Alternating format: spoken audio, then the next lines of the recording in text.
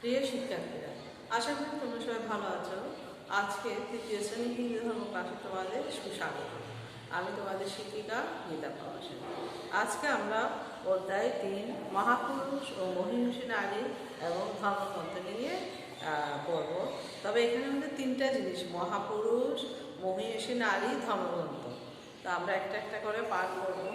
তো পাড়ার আগে আমরা প্রথমে তোমাদের বলি যে আমরা এখন কোথায় কোভিড-19 আছি। তোমাদেরকে আমাদের অনলাইন ক্লাস নিতে হচ্ছে।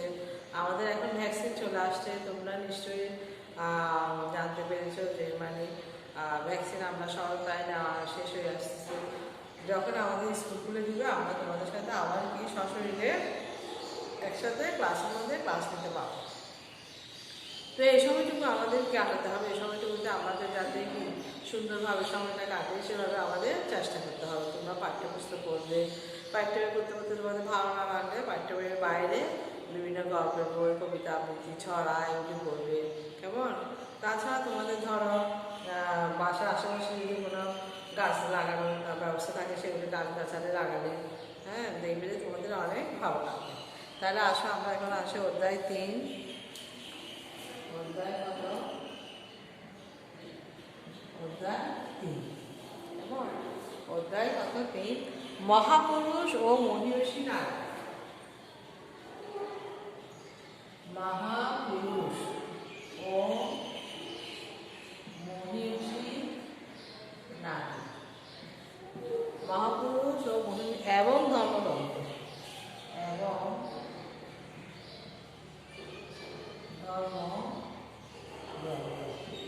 মহাপুরুষ ও মহিষী নারী এবং ধর্মগ্রন্থ। প্রথম পরিচ্ছেদ, প্রথমে আছে মহাপুরুষ ও মহিষী নারী। মহাপুরুষ ও কি মহিষী নারী।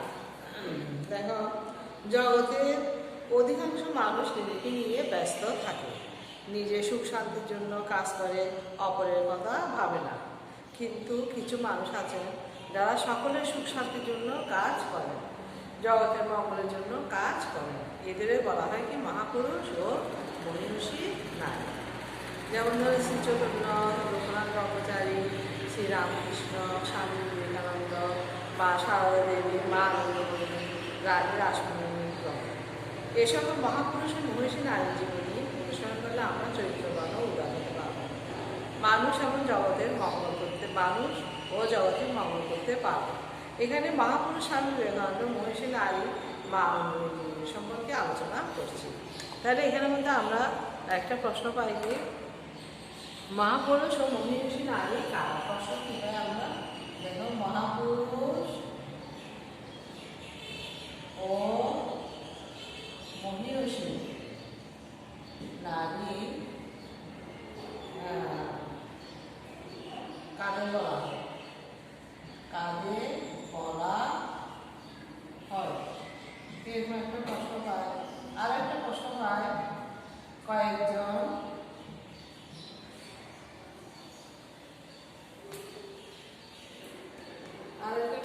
আমরা কি কয়েকজন মহাপুরুষ ও মহিষী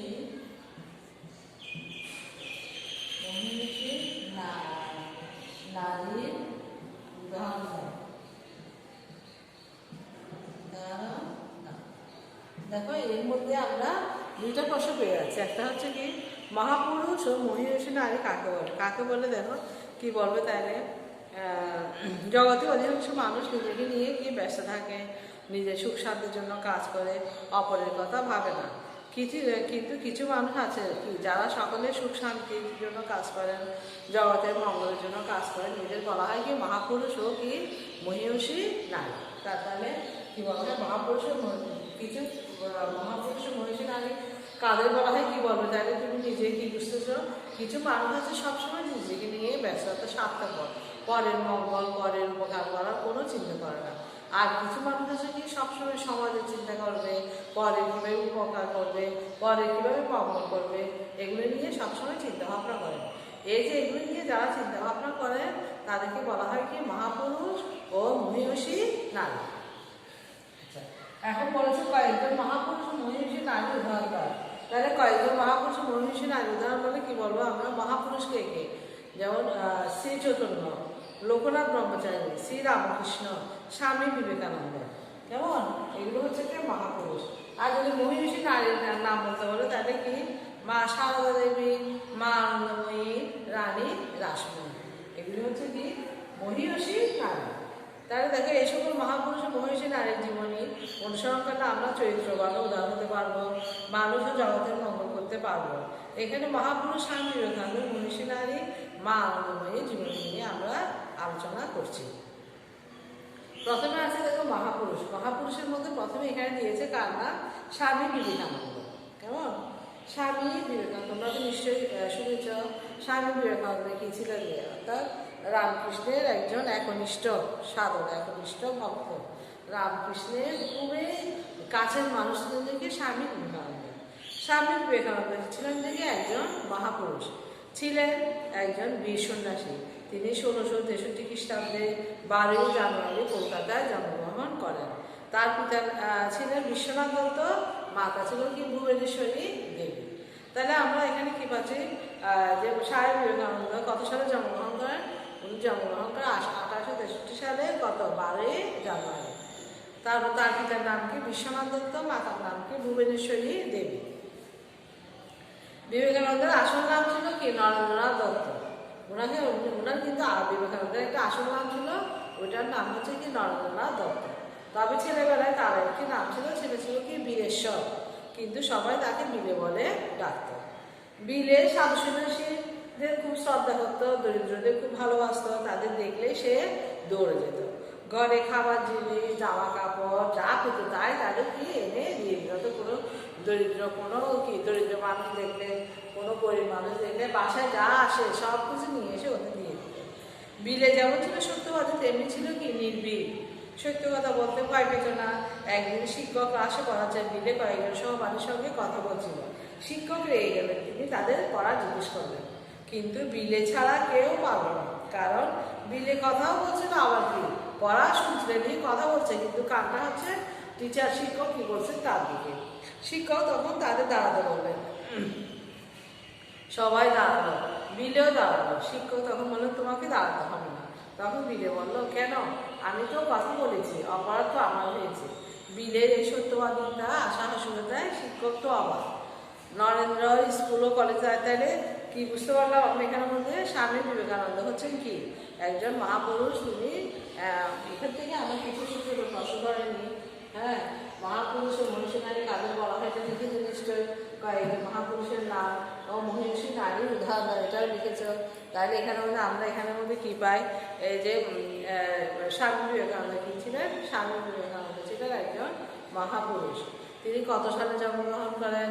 তিনি 1863 সালে 12 জানুয়ারি তিনি জন্মগ্রহণ করেন। তারপর তার পিতার নাম কি ছিল? তার পিতার নাম ছিল বিশ্বনাথ দত্ত, মাতার নাম ছিল কি ভুবনেশ্বরী দেবী। তারপরে বিবেকানন্দের আসল নাম কি ছিল? বিবেকানন্দের আসল নাম ছিল কি নরেন্দ্রনাথ দত্ত। বিবেকানন্দের আসল নাম ছিল কি নরেন্দ্রনাথ দত্ত। তবে ছেলেবেলায় তার আরেকটি নাম ছিল কি বীরেশ্বর, কিন্তু তাকে বীরেশ্বর না রেখে সবাই তাকে সংক্ষেপে কি রাখতো? বিলে বলে রাখতো। তারপর বিলে সাধু সন্ন্যাসীদের কি খুবই পছন্দ করতেন, খুবই শ্রদ্ধা করতেন, বা দরিদ্রদের খুব ভালোবাসতেন। তাদের দেখলেই সে দৌড়ে যেত। আর কোনো কেউ আসলে, গরিব কেউ আসলে সাথে সাথে তার জন্য বাসায় যা পেত, জামা কাপড়, ঘরে খাওয়ার জিনিস যা পেত সব কিনে নিয়ে আসতো। বিলে যেমন ছিল সত্যবাদী, তেমন ছিল কি নির্ভীক। সত্য কথা বলতে মোটেও কি ভয় পেত না। একদিন শিক্ষক ক্লাসে পড়াচ্ছেন, বিলে কয়েকজন সহপাঠীর সঙ্গে কি কথা বলছিল। শিক্ষক রেগে গেলেন, তিনি তাদের কি পড়া জিজ্ঞেস করলেন, কিন্তু বিলে ছাড়া কেউ কি পড়া পারল না। তখন বিলে কিন্তু তাদের বন্ধুদের সাথে কথাও বলছিল, আবার তার কাজ ছিল যে কি শিক্ষক কি পড়াচ্ছেন ওটার দিকে। ফলে শিক্ষক যারা পড়া পায়নি তাদের কি করলো? দাঁড় করে রাখতো। তখন বিলেও কিন্তু দাঁড়িয়ে পড়লো। শিক্ষক বলে যে তুমি বসো, তুমি তো পড়া পেরেছ। কিন্তু বিলে বলে যে না শিক্ষক, না স্যার, আমি তো ওদের সাথে আমিও কথা বলেছি, পড়া পারলেও আমি তো কথা বলেছি, সেই দোষে তো আমিও পড়ি। তখন বিলের এই সত্যবাদিতে ও সাহসিকতা শিক্ষক তো অবাক। নরেন্দ্র স্কুল ও কলেজের পরীক্ষায় খুব ভালো ফল করেন, তিনি বিএ পাস করেন। আইন ও দর্শন বিষয়ে তিনি অনেক পড়াশোনা করেন। দেখো তিনি স্কুল খুব ব্রেনে ছিলেন, হ্যাঁ, স্কুল আর কলেজে পরীক্ষায় খুব ভালো ফলাফল করেন। তিনি বিএ পাস করেন, তিনি আইনের পথে তিনি ল পাস করেন। এরপর ফিলোসফার ছিলেন, ফিলোসফির উপরেও তিনি অর্থাৎ দর্শনের উপরে তিনি পড়ালেখা করেন। তাহলে নরেন্দ্র স্কুলে এবং কলেজে পড়ালেখায় খুব ভালো ছিল। তারপর তিনি বিএ পাস করেন। আর তিনি কোন কোন বিষয়ের মধ্যে তিনি পড়াশোনা করেন? আইন এবং কি দর্শন, এই দুটো বিষয়ের উপর উনি পড়াশোনা করেন। তারপরে দেখো কলেজে থাকতে নরেন্দ্রের মনে কি পরিবর্তন আসে। তিনি কি করেন? তার মনে প্রশ্ন আসে, ঈশ্বর কি আছেন? তাকে কি দেখা যায়? কার মনে প্রশ্ন? নরেন্দ্রকে মনে মনে ঈশ্বর কি আছেন? তাকে কি দেখা যায়? অনেকেই তিনি এ প্রশ্ন কি জিজ্ঞেস করেন, কিন্তু কারো কাছে তিনি সঠিক উত্তরটা পেলেন না। এমন সময় কার সঙ্গে দেখা হয়? কার সাথে? মহাসাধক কার সাথে? শ্রীরামকৃষ্ণের সাথে তার সঙ্গে দেখা হয়। কেমন? অর্থাৎ কলেজের মধ্যে থাকতে থাকতে নরেন্দ্রের মনে একটা পরিবর্তন আসে। তার মনে সবসময় সবাই ঈশ্বর ঈশ্বর ঈশ্বর ঈশ্বর করে, আসলে কি ঈশ্বর আছে? উনি বিভিন্ন জনকে এই প্রশ্নটা করেন, কিন্তু কেউ তার ওই প্রশ্ন উত্তর দিতে পারে না। তো একসময় হঠাৎ করে তার সাথে কার সাথে দেখা হয়? শ্রীরামকৃষ্ণের সাথে।